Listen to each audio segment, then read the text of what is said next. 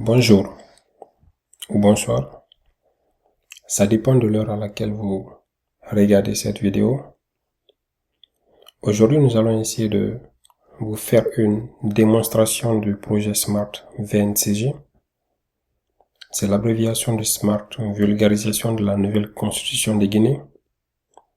C'est un projet qui consiste à faire comprendre cette nouvelle constitution à travers une intelligence artificielle. Ce que je veux dire par là, c'est que, en lieu et place d'avoir le document, en train de le feuilleter, page par page ou article par article, pour essayer d'avoir une réponse à une question que vous avez, il vous suffit d'utiliser cet outil et vous aurez votre réponse. Et concrètement, comment il marche? C'est très simple. Pour ceux qui ont déjà l'habitude d'utiliser ChatGPT, c'est presque le même fonctionnement. À la seule différence que ChatGPT qui est là, c'est un modèle qui est très général. C'est-à-dire que lorsque vous lui posez une question, il va aller chercher les réponses sur Internet et en fonction de ce qu'il trouve, il va vous les restituer. Et ces réponses peuvent être vraies ou fausses en fonction de ce qu'il a trouvé. Par contre, notre modèle, on s'est assuré que toutes les questions, toutes les réponses en fait qu'il aura ici proviennent de la nouvelle constitution. Donc pour vous montrer cela, nous avons une série de questions ici que nous allons essayer à chaque fois de poser aux deux modèles pour essayer de voir leur comportement. La première question que nous allons poser, c'est parle-moi de la nouvelle constitution. C'est une question qui est très vague. On fait exprès pour ne pas spécifier le pays pour essayer de voir comment ils vont se comporter. Donc on prend la question. On commence par la poser à notre modèle. Et par la suite, on vient ici, nous posons ici à ChatGPT. ChatGPT, puisque c'est un modèle qui est très général, c'est évident. Et commence par nous demander le pays de la constitution. Donc ici, par contre, notre modèle, on n'a pas besoin de spécifier le pays. Il a été spécialisé en fait sur cette nouvelle constitution. Donc automatiquement, il nous donne en fait les réponses que nous cherchons. En plus, il est très spécialisé dessus. Et après cela, on va essayer de passer à la deuxième question. Nous savons que la nouvelle constitution a 199 articles. Donc ici, on va demander l'article 202 qui n'existe pas, pour essayer aussi de voir ce qu'ils vont dire. On copie cela. Nous mettons ici dans notre modèle qui est là. Et nous mettons ici dans ChatGPT. Lorsqu'on demande à l'article 202, ChatGPT va chercher. Il dit qu'il n'a pas trouvé l'article 202.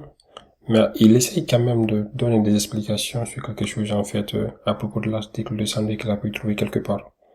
Et pourtant, il devait juste limiter là, dire que ça n'existe pas dans le nouveau projet. Mais lorsqu'on vient ici dans notre modèle, lui, il est très clair. Il dit en fait que l'article 202 n'existe pas. Donc, il n'essaye pas aussi d'aller chercher quelque part ailleurs pour essayer de voir si il peut fournir quelque chose.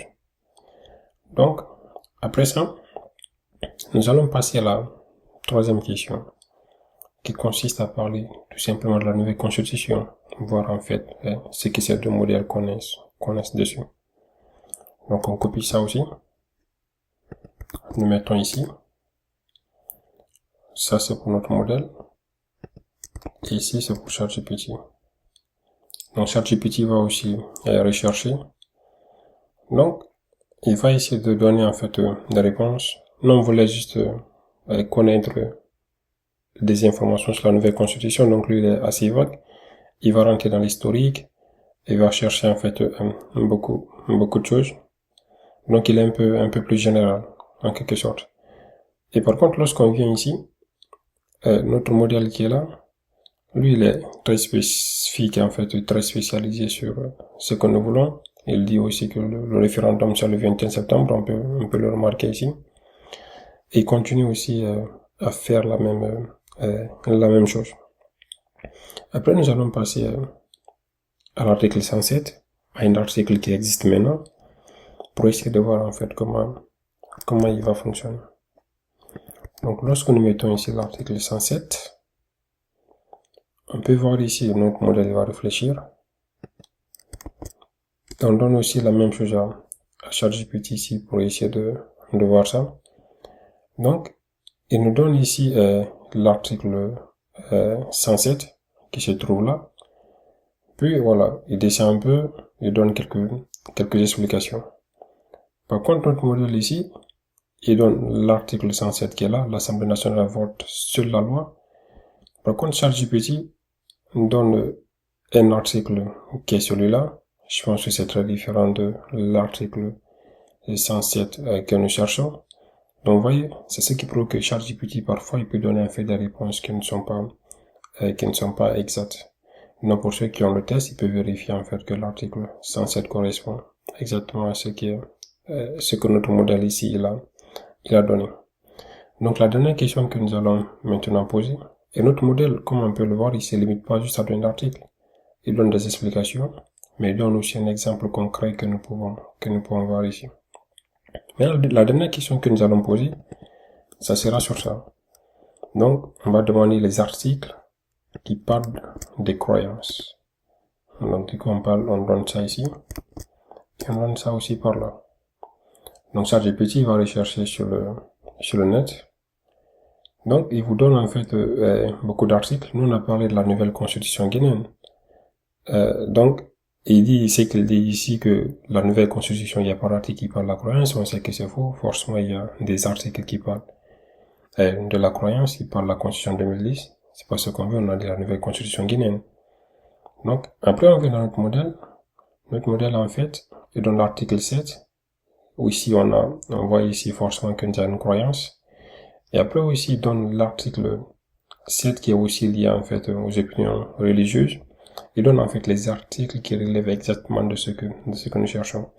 Par rapport à ChatGPT qui va essayer de chercher un peu partout à gauche et à droite, et parfois il peut vous donner des choses qui sont pas vraiment exactes. Donc en quelque sorte, voilà comment fonctionne le projet VNCG.